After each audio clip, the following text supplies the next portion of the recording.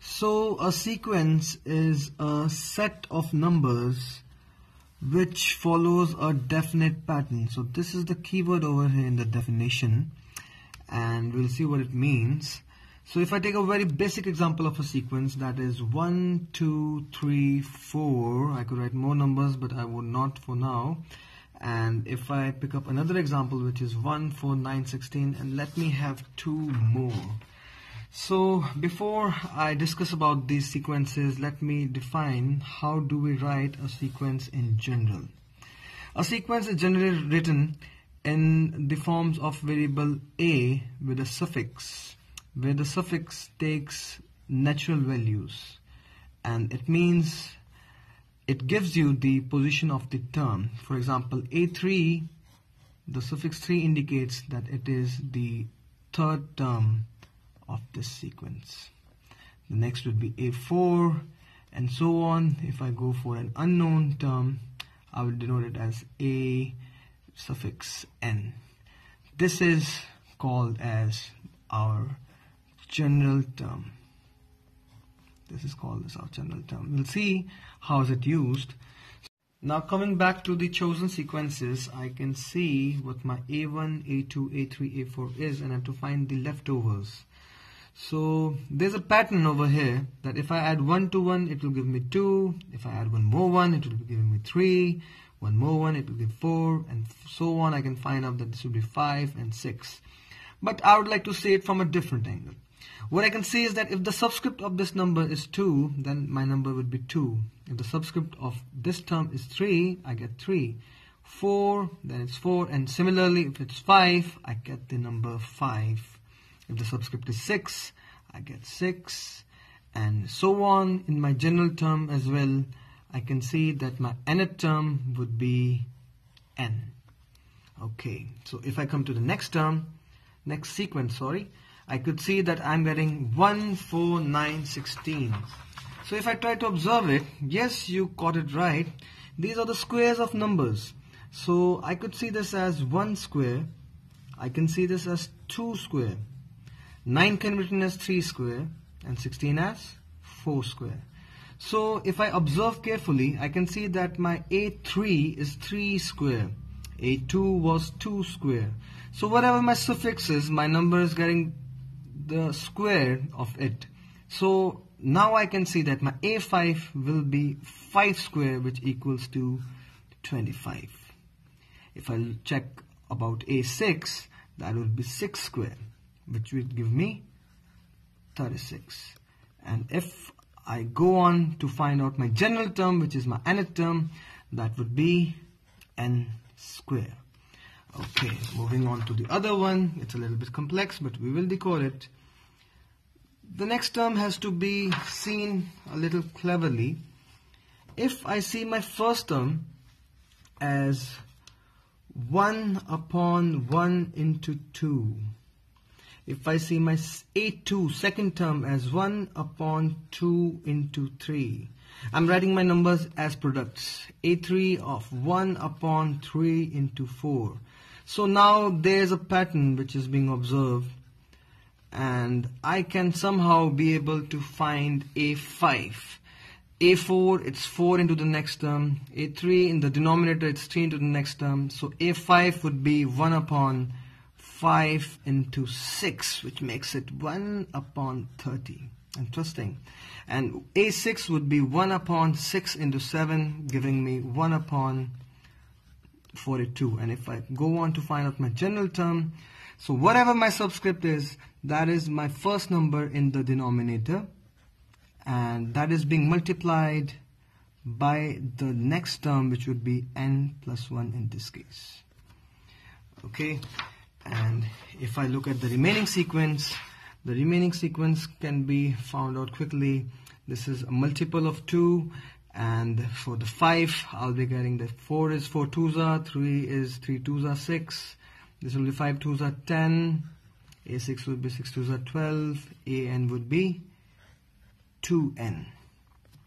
So I have now found out all the general terms of these sequences, and it will help me out to find out more terms if required further.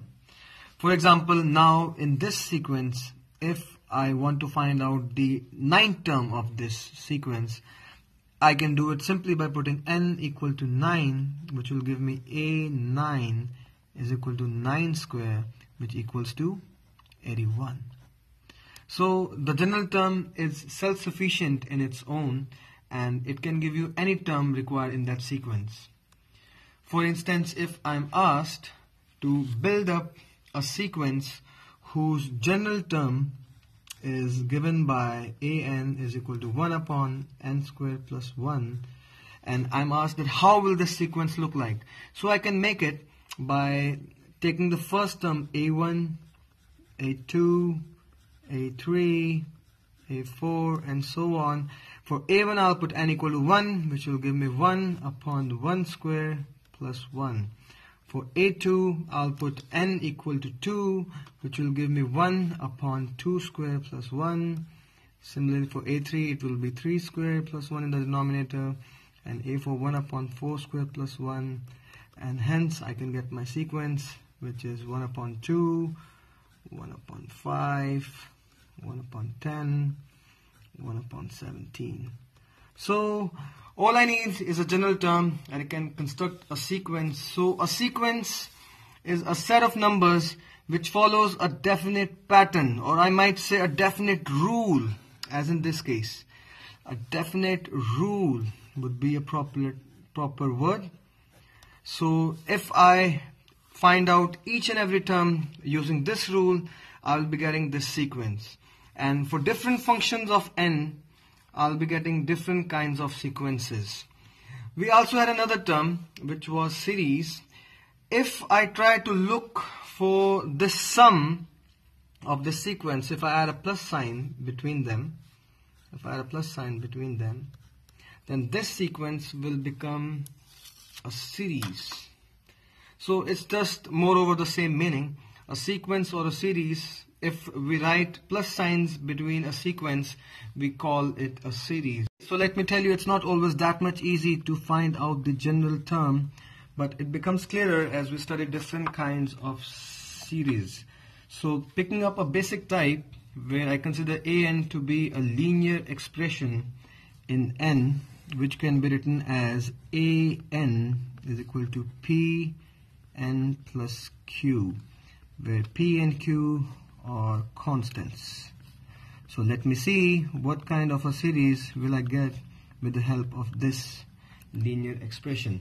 So if I take an example where I've considered an to be 3n minus 2, let me build up my sequence. So for a1, I'll put n equal to 1, which will be giving me 3 into 1, which is 3 minus 2, 1. If I put n equal to 2, it will be 3 into 2, 6 minus 2, which will be 4. N equal to 3, 3 into 3, 9 minus 2, 7. Similarly, I'll be getting 10. For 5, it will be 3 5s are 13, and so on. So this is my series which has popped up by it, and I can observe over here that the difference between the second and first term, that is 4 minus 1, is 3. The difference between my third and second term, 7 minus 4, is equal to 3. And if I do that for my fourth and third term, that is coming out to be 3 again, and so on further. So this kind of a series is called the very common and famous arithmetic progressions, which is defined as a series in which the difference between two consecutive terms is constant throughout, and that constant, which is 3 over here, is known as common difference. So I now know that if I pick up a linear expression in an, that would be giving me an AP, and as you can see in this case here, my common difference comes out to be 3, which is the coefficient of n. So I can say that this gives me an arithmetic progression called as AP, where the coefficient of NP is the common difference, and this makes things very interesting. Thank you.